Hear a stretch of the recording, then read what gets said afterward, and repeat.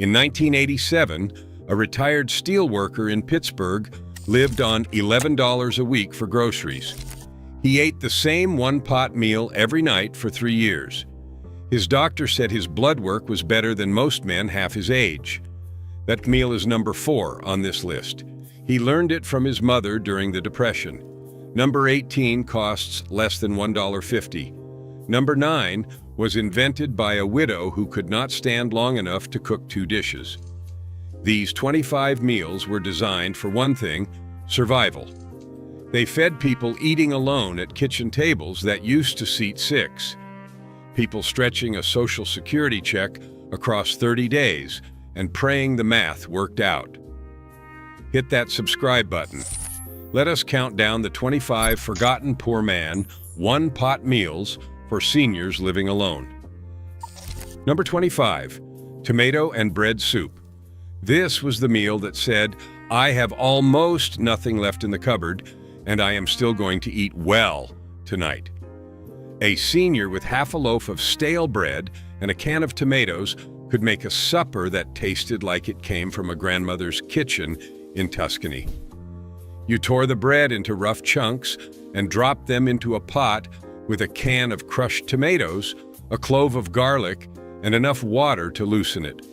20 minutes of simmering, and the bread dissolved into a thick, porridge-like stew that was warming and filling and cost almost nothing. A pinch of salt, a drizzle of whatever oil you had. That was it. In the 1940s, Italian immigrants brought this to tenement kitchens in New York and Philadelphia, and it spread through neighborhoods where every penny mattered. Seniors who remembered it made it on nights when the cupboard was bare and the energy to cook was even barer.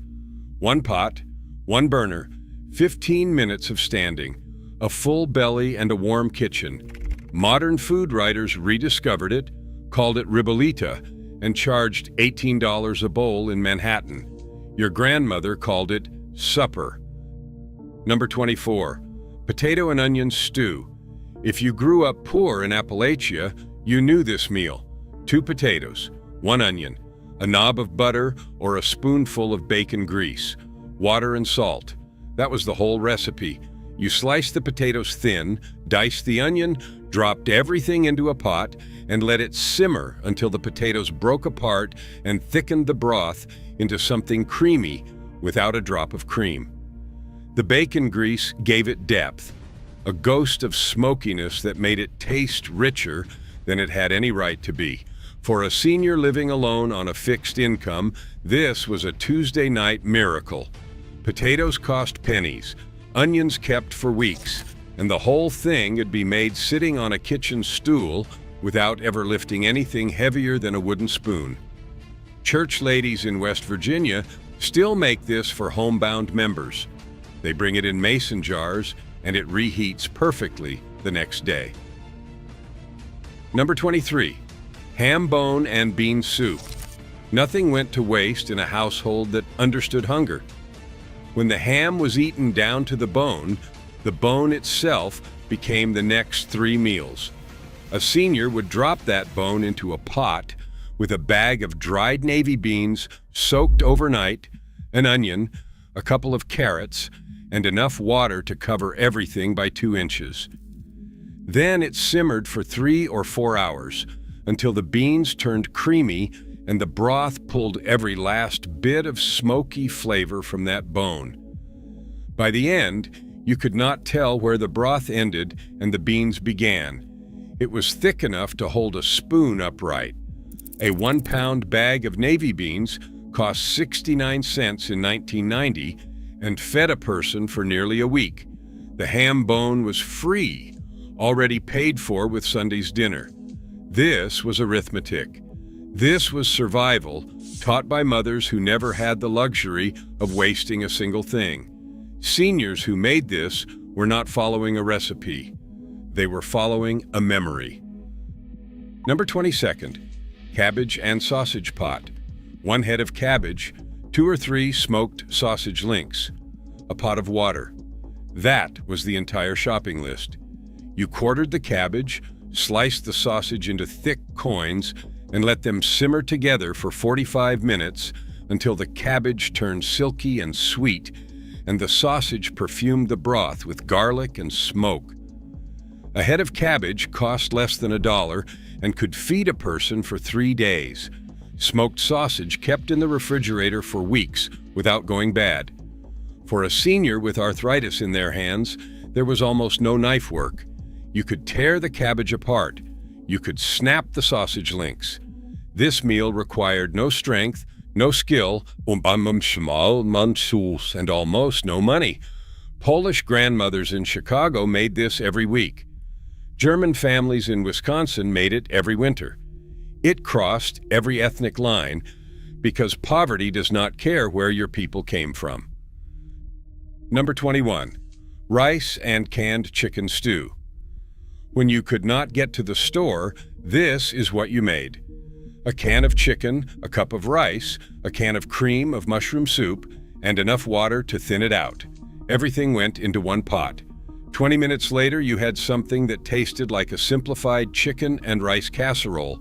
Warm, creamy, filling. The canned chicken was already cooked, so there was no handling of raw meat with unsteady hands. No worrying about temperature or food safety. Just open, dump, stir, and wait.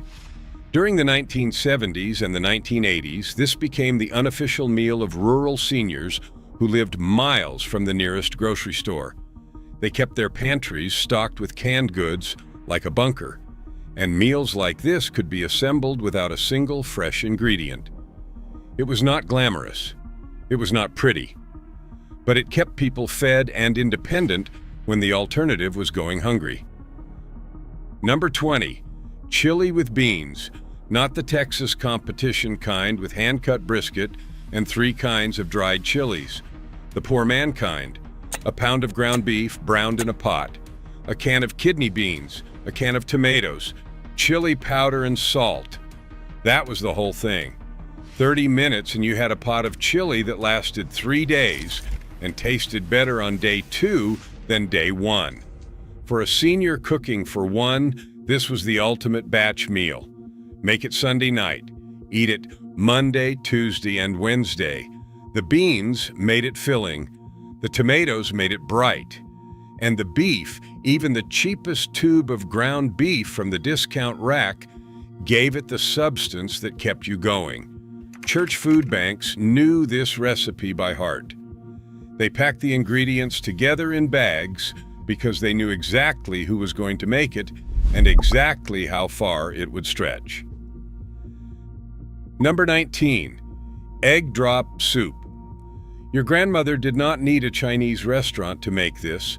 She needed a pot of boiling chicken broth, 2 eggs, and 60 seconds. She would bring the broth to a rolling boil, crack the eggs into a cup, beat them with a fork, then pour them in a thin stream while stirring slowly. The eggs set instantly into silky golden ribbons that floated through the broth like little clouds. A pinch of salt, a dash of pepper. Done. This was the meal that seniors made when they were sick, when they were tired, when they had no appetite but knew they needed to eat something. The broth was hydrating, the eggs were protein, and the whole thing went down easy, warm, and gentle. A carton of broth and a couple of eggs. Less than $2. Less than 5 minutes. More comfort than most things that take an hour. For a person eating alone, it was a hug in a bowl. And it asked nothing of you except to stand at the stove long enough to stir. First pattern break. Here is where things get personal. The meals on this list are not just recipes. They are survival strategies invented by people who had no one to lean on. A senior living alone faces something most cooking shows never talk about. The loneliness of making food for one. The silence of a kitchen that used to be full. The strange grief of cutting a recipe in half because the person you used to share it with is gone. These one-pot meals solved more than hunger. They solved the problem of energy. When you are 78 and your knees ache and your back hurts, and the idea of washing 3 pans makes you want to skip dinner entirely, a one-pot meal is the difference between eating and not eating, between nutrition and decline, between independence and a phone call to a child who lives 3 states away saying, "I think I need help." That is what these meals were built for. Not flavor profiles, not presentation, survival. Number 17, lentil and carrot stew. A cup of dried lentils, 2 carrots, an onion, and a pot of water. That was the prescription Depression-era mothers wrote on index cards and tucked into their daughters' recipe boxes when they left home. Lentils did not need soaking like other dried beans. They cooked in 30 minutes, breaking down into a thick, earthy porridge that stuck to your ribs and kept you full for hours. The carrots added sweetness, the onion added depth, and the whole thing cost less than $1, even in the 1990s. Nutritionists now call lentils a superfood. They are packed with protein, fiber, iron, and folate. Seniors who ate them regularly without knowing any of that were doing better than people spending 5 times as much on supplements. A widow in Missouri told her church group she had eaten lentil stew 3 nights a week for 11 years after her husband died. Her doctor said her iron levels were perfect.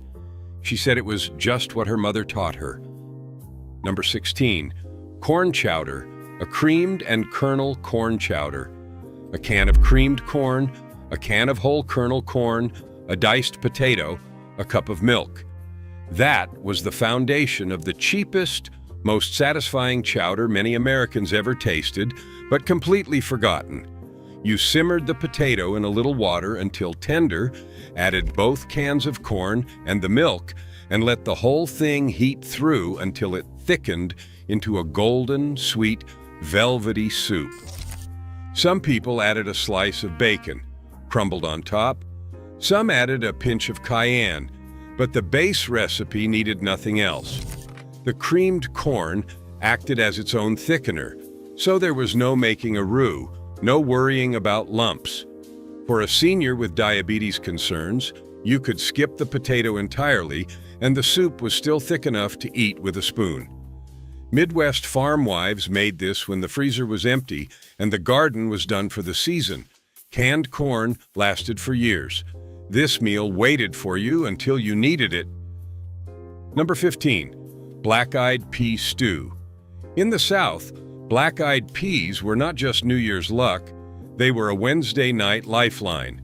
A bag of dried black-eyed peas simmered with a ham hock, an onion, and a can of diced tomatoes until everything melted together into a thick, smoky, slightly tangy stew that tasted like the whole history of Southern poverty cooking in one bowl. The ham hock was the cheapest cut at the butcher counter, often less than $1 a pound. It existed for one purpose, to give flavor to beans. And it did that job better than anything else in the store. Seniors in Alabama, Mississippi, and Georgia made this on the 1st of the month when the check came in, buying enough dried peas and ham hocks to last until the next one arrived. A single pot fed one person for 4 or 5 days. Served over rice, it stretched even further. This was not cuisine. This was engineering. Number 14, one-pot beef and macaroni pot. 1 pound of ground beef. 1 box of elbow macaroni. 1 can of tomato sauce.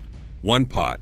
Brown the beef, drain the fat, add the macaroni and sauce, and enough water to cook the pasta right in the same pot. In 15 minutes, you had a meal that tasted like a stripped-down version of every casserole your mother ever made. Children loved it. Seniors who cooked for grandchildren kept the ingredients stocked at all times. But the real genius was for a person eating alone, because the leftovers reheated perfectly and tasted even better the second day when the sauce had soaked into the noodles. In the 1960s and 1970s, this was known simply as goulash in most American households, though it bore no resemblance to the Hungarian original. It was American poverty food wearing a borrowed name, and it kept millions of people fed without complaint. Second pattern break. Here is something the food industry does not want you to think about. These meals cost almost nothing because they use ingredients that grocery stores cannot mark up. Dried beans, potatoes, onions, rice, cabbage, canned tomatoes. There is no brand loyalty in a bag of lentils. There is no advertising budget behind a head of cabbage. The profit margin on a can of navy beans is pennies. That is why you never see commercials for these meals. That is why no celebrity chef builds a cookbook around potato and onion stew. The foods that keep seniors alive and independent are the foods nobody can make money from. Instead, they sell frozen dinners at $4 each that contain less nutrition than a bowl of bean soup that costs 35 cents. The economics are not complicated. They are just cruel. Number 13, chicken and dumplings. A whole chicken cost $1.49 a pound in 1985, but the backs, necks, and wings cost almost nothing. A senior could buy a couple of dollars worth of bony chicken parts, simmer them in a pot of water with celery and onion until the meat fell off, pull the bones out, then drop spoonfuls of biscuit dough into the simmering broth. The dumplings puffed up, soft and pillowy, absorbing the chicken flavor as they cooked. 20 minutes covered and the pot was full of tender chicken, thick broth, and dumplings that dissolved on the tongue. This was the meal that Southern grandmothers made when someone was grieving, sick, or just needed to feel loved. They brought it in covered pots to doorsteps across the neighborhood. For a senior cooking for one, a single batch lasted nearly a week. And every time you reheated a bowl, the kitchen smelled like someone still cared enough to cook for you. Number 12, split pea soup. A bag of split peas, a leftover ham bone, a carrot, and water. Nothing else. The peas dissolved into a thick green porridge after an hour of simmering, and the ham bone gave up every last trace of smoky richness it had. The result was a soup so dense you could almost cut it with a knife. In the 1950s and the 1960s, this was standard cafeteria fare across America. Hospitals served it, military mess halls served it, senior centers served it because it was cheap, nutritious, and almost impossible to ruin. You could walk away from the stove, forget about it for 20 minutes, and it would not burn. It would just get thicker. For a senior with memory concerns, that forgiveness mattered. A pot left on low for too long did not become a disaster. It became tomorrow's lunch. The Depression generation knew this soup the way they knew their own names. It was programmed into them. Number 11, canned salmon patties in gravy. This entry breaks the one-pot rule slightly because the gravy was made in the same skillet. A can of salmon was mashed with a cracker or two, an egg, and a little onion, then formed into patties and fried until golden. Then you moved the patties aside, sprinkled a little flour into the drippings, added milk, and stirred until the gravy thickened. Everything went back in the pan, covered, and simmered for 5 minutes. Done. A can of salmon cost less than $2. 2 patties and gravy, served over rice or bread, fed a senior for 2 meals. The calcium from the soft bones in canned salmon was a bonus that most people never knew about. Doctors now recommend it specifically for seniors concerned about bone density. Your grandmother did not know the science. She just knew it was cheap and good and held together in the pan. That was enough. Number 10, navy bean soup. If ham bone and bean soup was the Sunday version, navy bean soup was the weeknight workhorse. No bone required. Just a bag of dried navy beans, an onion, a couple stalks of celery, and salt. Simmered for 2 hours until the beans burst open, and the starch thickened the broth into a creamy white soup that tasted far more complex than its ingredients had any right to suggest. Some people added a splash of vinegar at the end to brighten the whole pot. Some added a bay leaf, but the base recipe worked perfectly plain. The U.S. Senate cafeteria has served navy bean soup every single day since 1903. That is not an exaggeration. It is on the menu right now. The reason is simple. It is cheap. It is filling. And every single senator who ever grew up poor recognized it as the taste of home. For a senior, a 2-pound bag of dried navy beans cost $1.50 and produced enough soup to last an entire week. Number 9. Tuna noodle pot. 1 can of tuna, a handful of egg noodles, 1 can of cream of mushroom soup, frozen peas, if you had them. Put everything into one pot with enough water to cook the noodles. 12 minutes, and the kitchen smelled like every Wednesday night from 1955 to 1985. The cream of mushroom soup was the secret engine of American home cooking for 40 years. It turned anything it touched into something creamy and familiar. For a senior living alone, this was the meal you made with your eyes closed. No measuring, no timing, just open, dump, stir. The widow in Nebraska who invented her version of this added a handful of crushed potato chips on top after serving. She said the crunch was the only thing that made her feel like she was eating a real dinner and not just surviving. Her neighbors started bringing her potato chips. Then they started bringing their own bowls. Then it became Tuesday supper at Marge's house, a one-pot meal that accidentally cured loneliness. Number 8. Potato soup. The recipe was 5 potatoes, 1 onion, butter, milk, and salt. That simple list fed more American families through hard times than almost anything else on this list. You peeled and diced the potatoes, simmered them with the onion until soft, then mashed some of them right in the pot to thicken the broth. A splash of milk and a pat of butter turned it creamy. The whole thing took 30 minutes and cost less than $2. For a senior, potato soup had one crucial advantage. It was soft, no chewing required.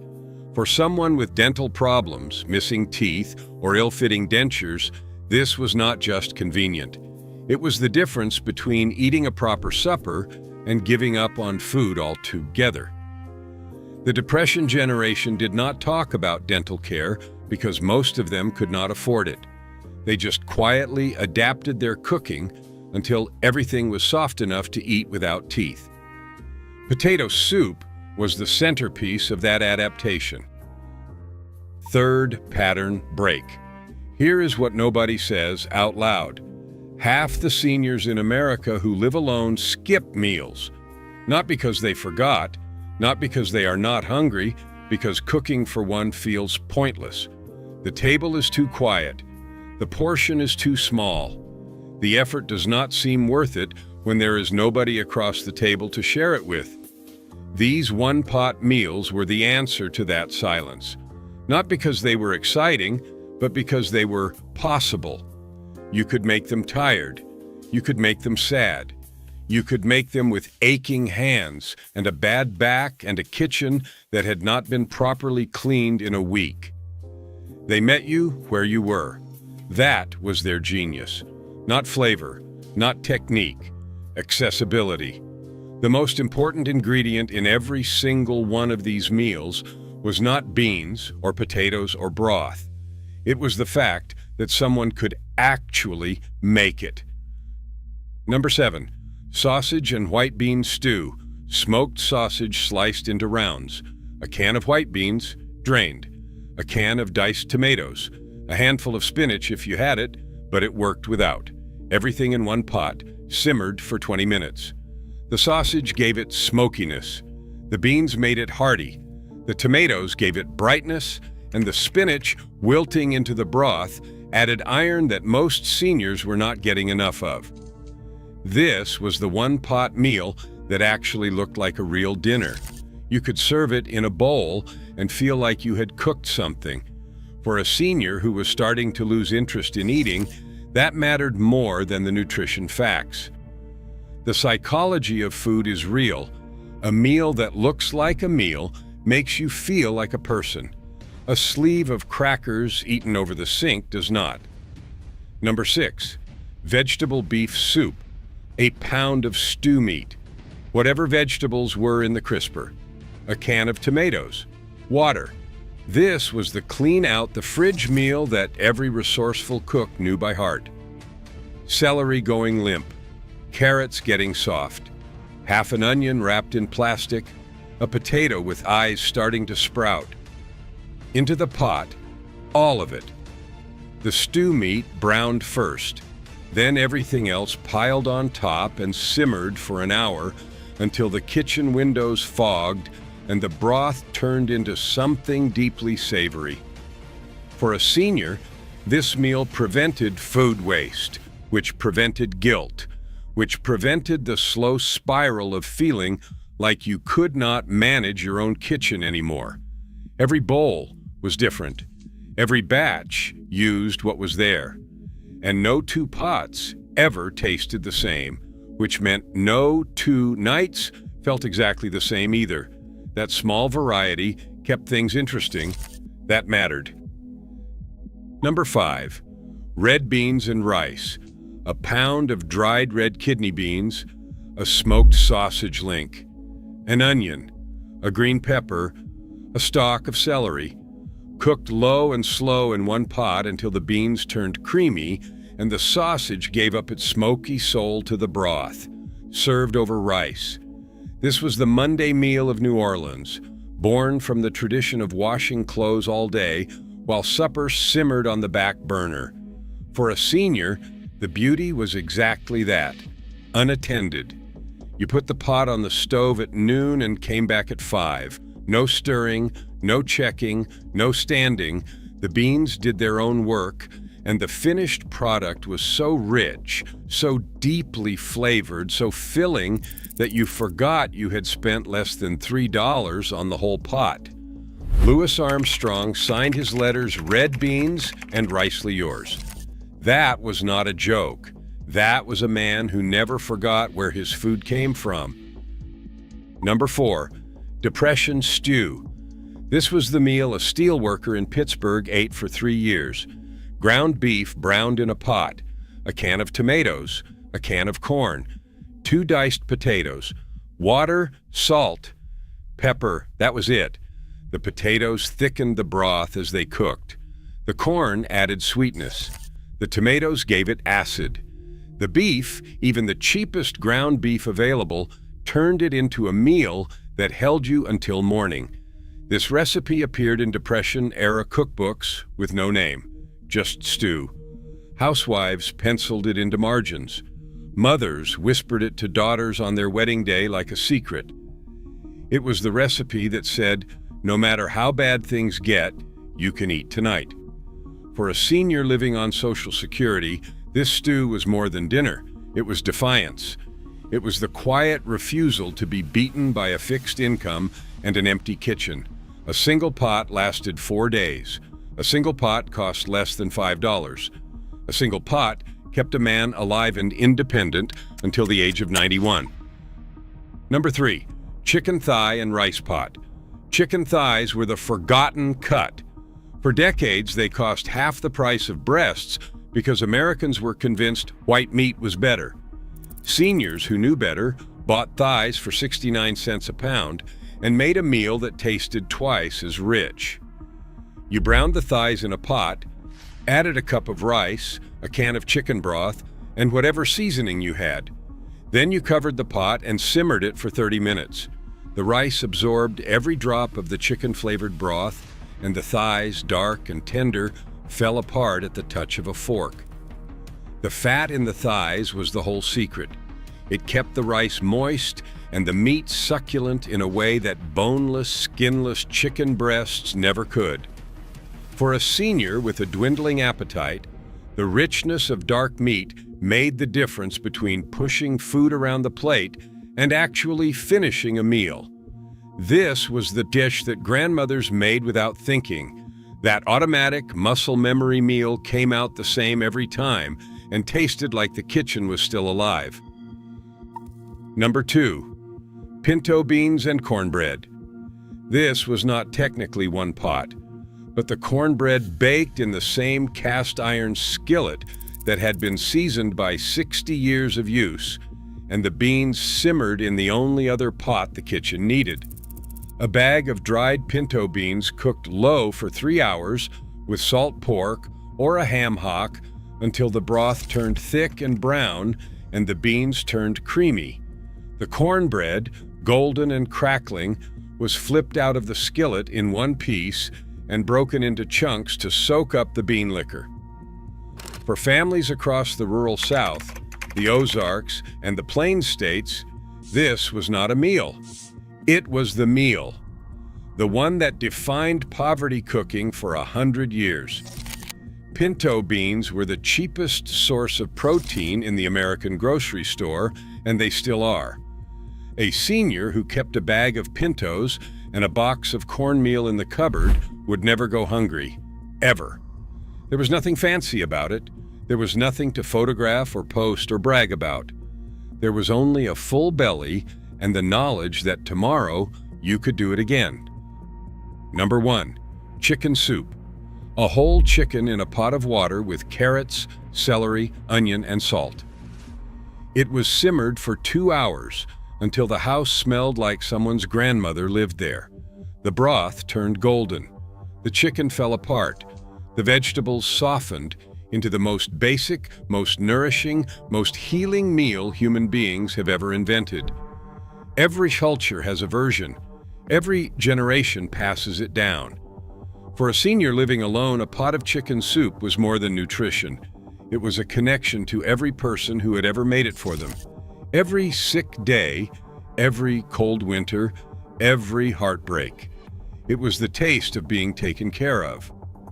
When you make it for yourself, alone in a quiet kitchen with no one to share it with, it still works. The steam still rises. The broth still warms. And somewhere in the smell of it, you remember that you are worth the trouble of cooking. Here is my challenge. Make one of these this week. Just one. The potato soup, the lentil stew, the chicken and rice.